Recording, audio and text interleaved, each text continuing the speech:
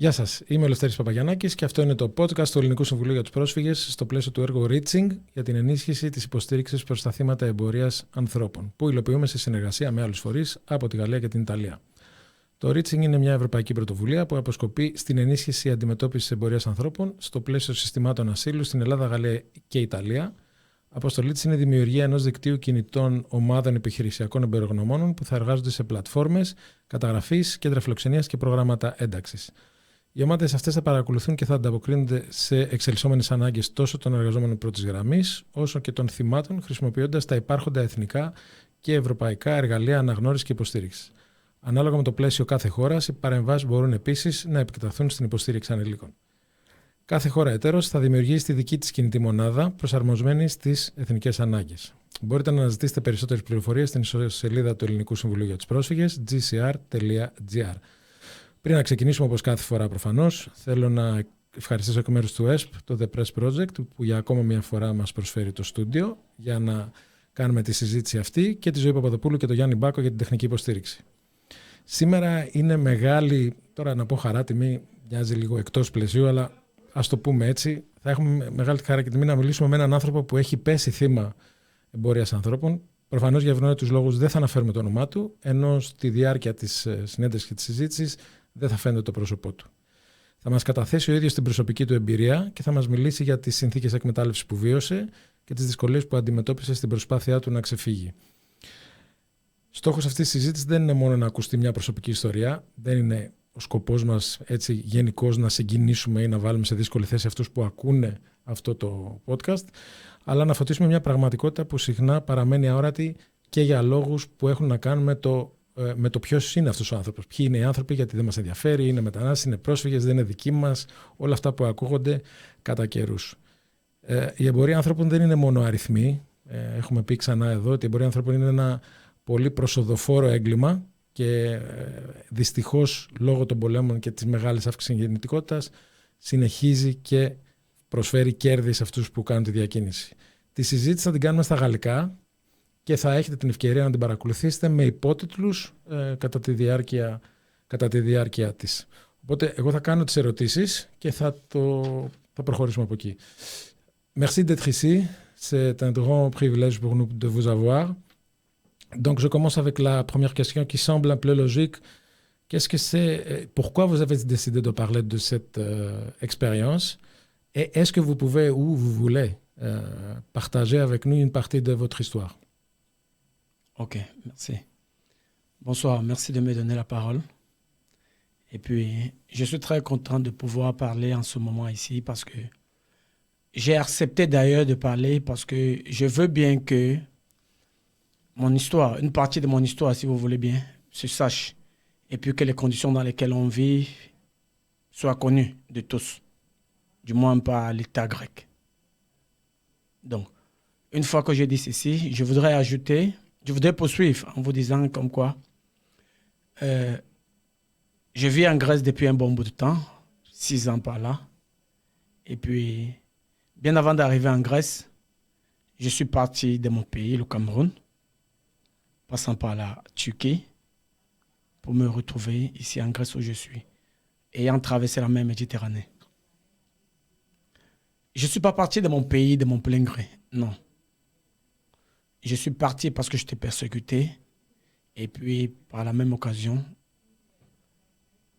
un pasteur d'église que je fréquentais a pris le soin de m'aider parce que je l'ai appelé au secours. Quand il m'a donné le sentiment qu'il m'aidait, en réalité, il ne m'aidait pas. Il me vendait en esclavage à un de ses collaborateurs en Turquie, en particulier Istanbul.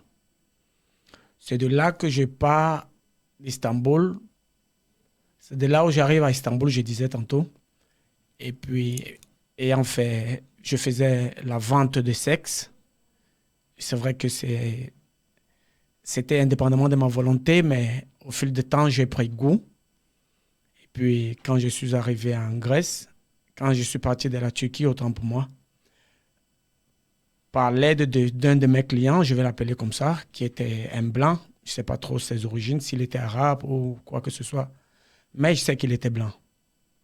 Bon, quand il m'a aidé, femme et moi, pour arriver jusqu'en Grèce. Nous sommes arrivés en Grèce et puis on a vécu, on se croyait à l'abri, on se croyait à l'abri du besoin et puis fiers d'arriver sur la terre promise parce que comme on a toujours su entendu parler que la Grèce était un pays de droit et avec le respect des humains et de ci et de ça.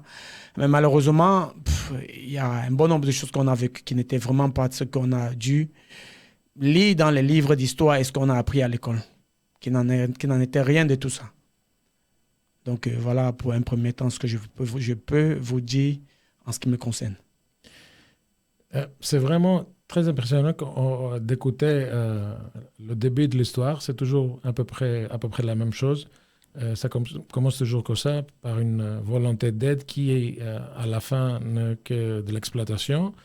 Et le fait d'arriver à la terre promise, comme vous avez appelé la Grèce, c'est toujours décevant à la fin, je crois. C'est ce que j'ai l'impression d'avoir en vous écoutant, c'est que la déception de la réalité était un coup dur pour vous.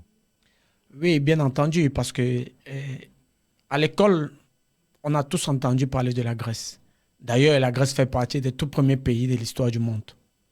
Et puis, moi, je ne savais pas, particulièrement, je ne savais pas qu'on peut passer de la Turquie pour entrer en Grèce. En plus, par une voie illégale. Pourtant, on m'a fait savoir. Quand j'ai dit on, je vais dire que le blanc qui s'est chargé de m'aider, ma femme et moi, bien entendu, nous a dit qu'on devait voyager par voie légale, qui était la voie de bateau. Bizarrement, ce n'était pas un bateau. C'était un pompé et puis on a pris le risque au bord de la mer, indépendamment de notre volonté, parce que science était Nantes et nous a braqué une arme à feu et nous dit qu'on n'avait pas le choix de faire des métaux, parce qu'on s'est rendu compte au bord de l'eau qu'il n'en était rien de tout ce qui nous a été dit. Donc le bateau n'était pas le bateau, c'était un pompé. Et puis, quand bien même nous sommes arrivés en Grèce, comme je vous l'ai dit, on n'a véritablement pas vécu ce qu'on croyait avoir. On n'a pas échappé ce qu'on croyait avoir échappé parce qu'on a vécu tout un petit enfer.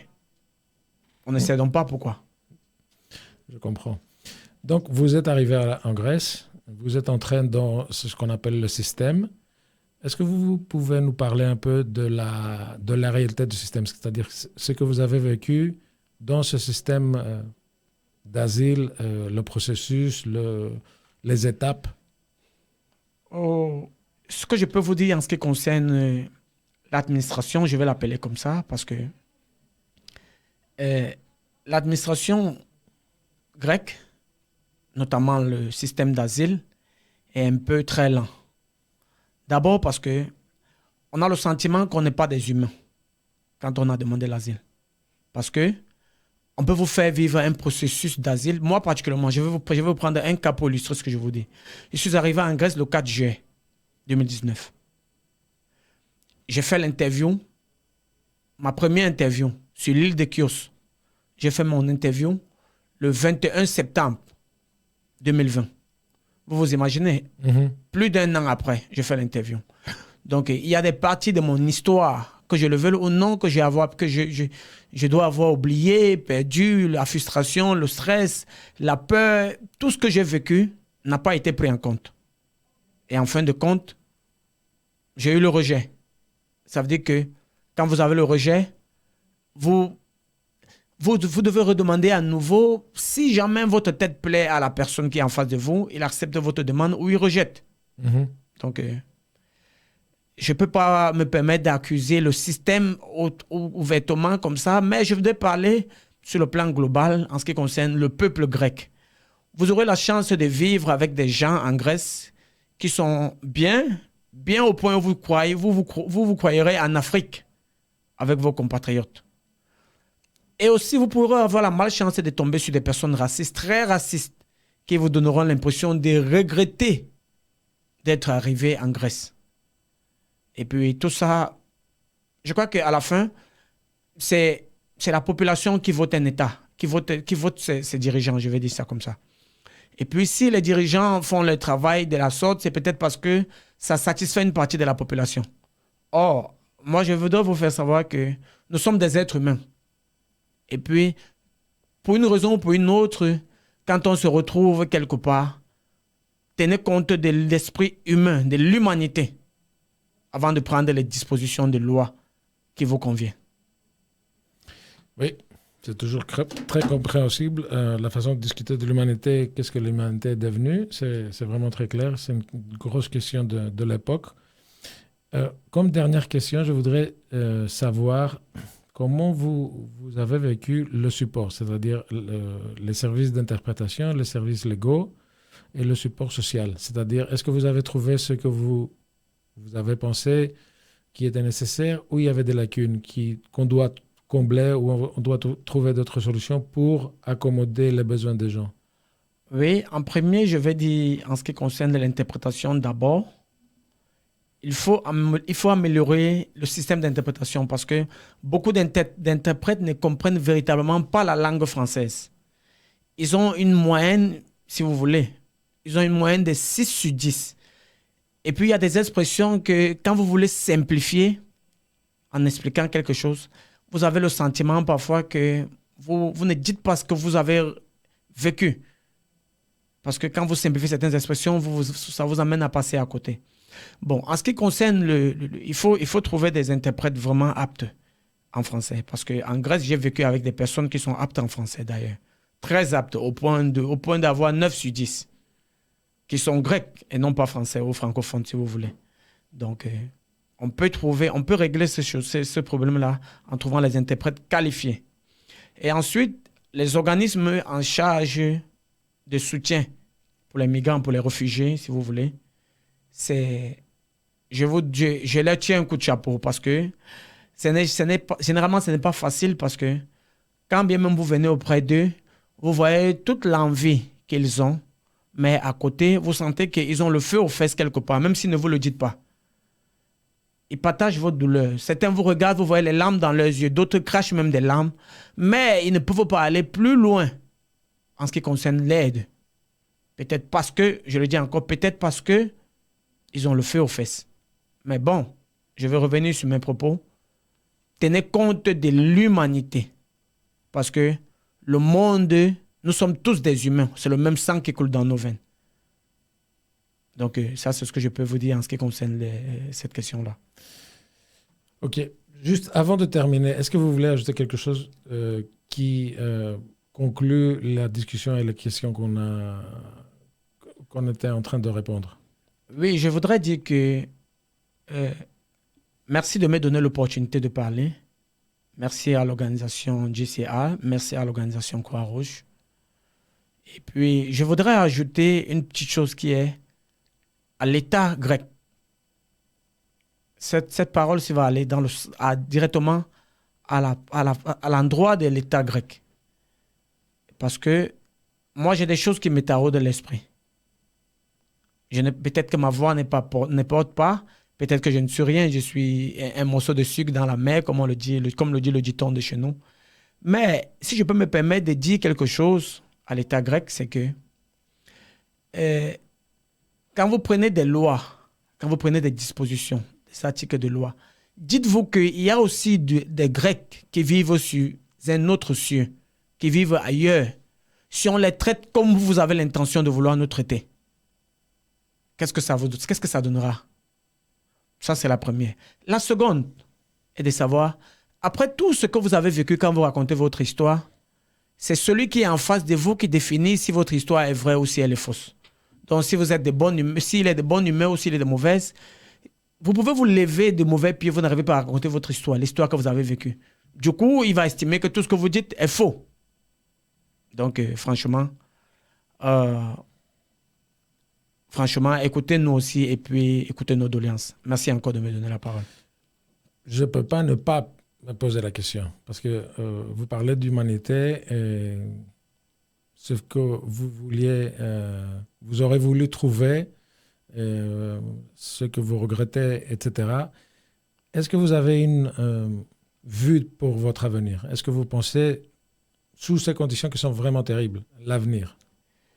En ce qui concerne l'avenir, dire que j'ai une vue sur mon avenir, non.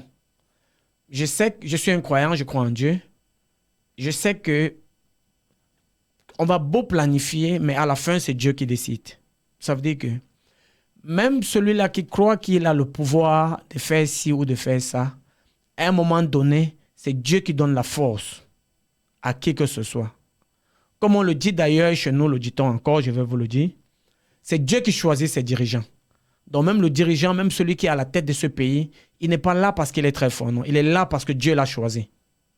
Donc, je vais dire merci et je vous remercie de m'avoir donné le podcast, de m'avoir donné la parole et puis merci à l'État grec de m'avoir accueilli sur son territoire, quoi qu'il arrive. Merci pour cette discussion très très intéressante et illuminante. Ελπίζω και εσείς πώς να το πω τώρα, ό,τι και να χαρακτηρίσετε την κουβέντα δεν θα μοιάζει πάρα πολύ λίγο. Ελπίζω και εσείς να μάθατε κάποια πράγματα ή να καταλάβατε κάποια πράγματα περισσότερο. Να ευχαριστήσουμε και πάλι το Press Project και να θυμίσω ότι το podcast θα παραμείνει στα social media του Ελληνικού Συμβουλίου για τους Πρόσφυγες αλλά και στο site του. Σας ευχαριστούμε πολύ. Καλό απόγευμα.